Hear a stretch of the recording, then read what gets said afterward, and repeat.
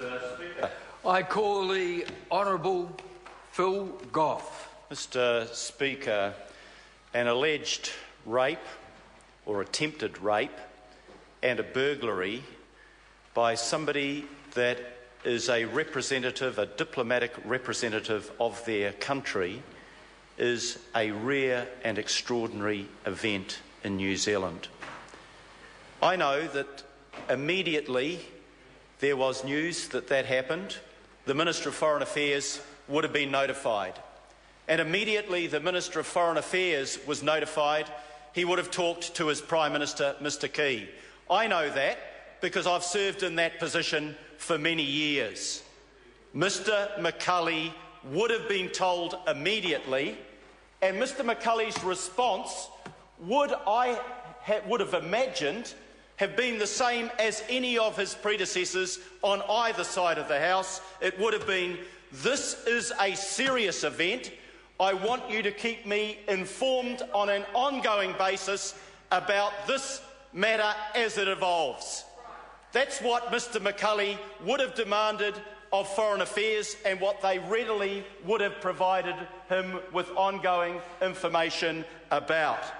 I simply don't believe that Mr. McCulley could have said, oh yeah, alleged rape, burglary, Foreign Affairs representative, yeah, you guys handle it, don't bother me with it again.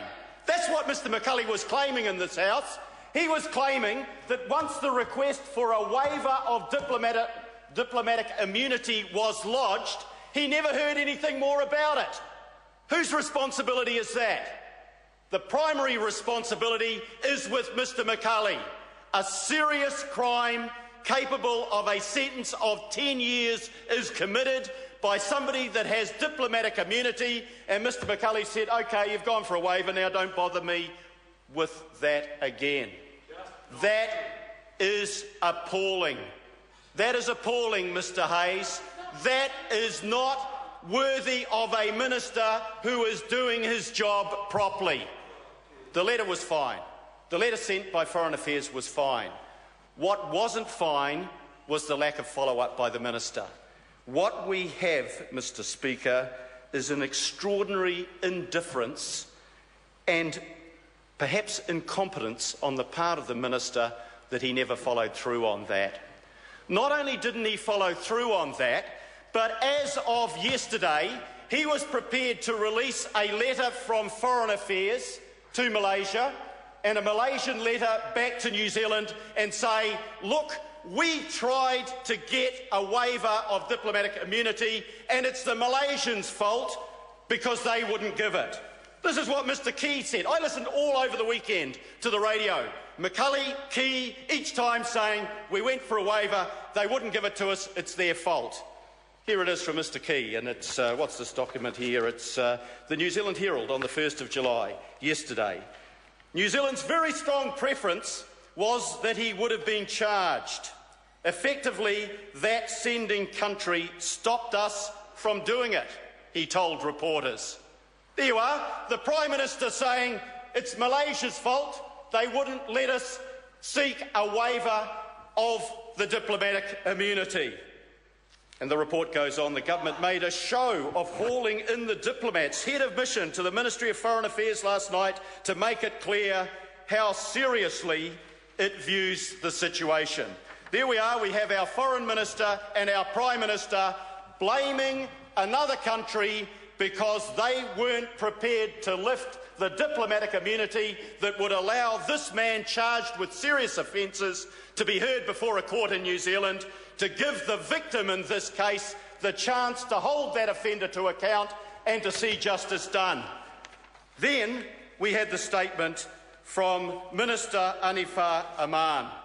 This came out yesterday, Mr. Speaker. He is the Foreign Minister of Malaysia, and this is what he says in a point-by-point account of what happened. Point 6. At the same time, the Ministry of Foreign Affairs of Malaysia was prepared to waive diplomatic immunity of the accused to enable prosecution under New Zealand law against him to proceed. That, in definitive terms, is a statement by the Malaysian Foreign Minister that Malaysia said to New Zealand, if you want us to waive the immunity, we will, and the man can go through the normal court procedures. Prime Minister Key and Foreign Minister McCulley misled this country in saying it was the other way around. Was McCulley so poorly informed that he didn't know what his ministry was doing? Was he so indifferent to the plight of the woman that was victim that he didn't bother following it up? What explanation can the National Party give us for that gross incompetence and indifference by the Foreign Minister? I've waited all afternoon to hear an explanation. I have not heard an explanation yet. This is what else the Foreign Minister of Malaysia said. During the discussion of 12 May, the New Zealand side had offered an alternative for the accused to be brought back to Malaysia. It was never our intention to treat the matter lightly. It wasn't the Malaysians demanding that he be given immunity. It was the New Zealand Foreign Affairs Ministry, either under the direction of their minister or because the minister wasn't sufficiently concerned to direct them, that was offering to send the man home. We had a weekend of our Prime Minister and our Foreign Minister blaming the Malaysians for their own incompetence and indifference. Not a word from the National Party side, because that is the truth. That is the truth. Point 8 in what the Malaysian Foreign Minister said. With the agreement of the New Zealand side, the accused person and his family returned to Malaysia on the 22nd of May 2014. If our government, our Foreign Minister and our Prime Minister had wanted to see justice done for the victim, all they had to do was take up the offer of the Malaysian Ministry of Foreign Affairs, and that would have happened. They didn't care, it wasn't important, better to sweep it under the carpet and not worry about any consequences afterwards. Well, if it was a misguided attempt to avoid embarrassing the Malaysians, it has backfired completely. Because what does the Malaysian Foreign Minister now think of his counterpart in New Zealand and the Prime Minister of our country misrepresenting the position of their country when they were prepared to do the right thing and say, if this man is alleged to have committed that offence, we have confidence in the justice system of New Zealand, let him face that justice system. I know under my watch and under the Prime Minister under which I served, that would not have been treated in that way.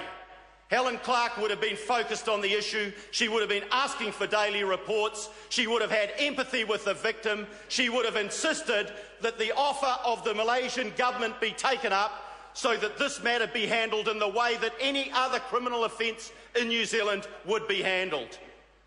This government let the victim down. Murray McCulley says he'll apologise to the Prime Minister for not keeping him informed. Apologise to the victim. Apologise to the victim, because it's the victim that this national government, through its indifference and incompetence, has let down. It's not good enough, Mr. Speaker. It's not good enough. And it's not good enough for this House once again to see a National Minister of Foreign Affairs, when something goes wrong, blaming his officials. He knows the officials can't answer back. He's done it before. John Hayes knows that he did it over the botched restructuring of foreign affairs. And I've had a gutsful of a Minister of Foreign Affairs paid to take responsibility for the actions of his government not taking that responsibility. You never blame your officials, Mr. Foster-Bell. You were an official. You know that. Order. You know you would Order. have deplored, the member knows he would have deplored a minister that blamed his officials, and he should do so Point now. of order. Point of order. Speaker, John Hayes. Thank you, Speaker. The Speaker on the other side of the House should not be drawing you into the debate. Thank you. I call the Honourable Phil Goff. I'm not drawing the Speaker into the debate. I am saying that the negligence of that national government has let down New Zealand, has let down the victim, has damaged our relationship with the Malaysian government, and we have seen the poorest form of ministerial behaviour that you possibly can see in a minister blaming his officials when he should take responsibility. He is the minister, he is the person that let the victim down, he is the person that should be resigning. Mr. Speaker. I call the honourable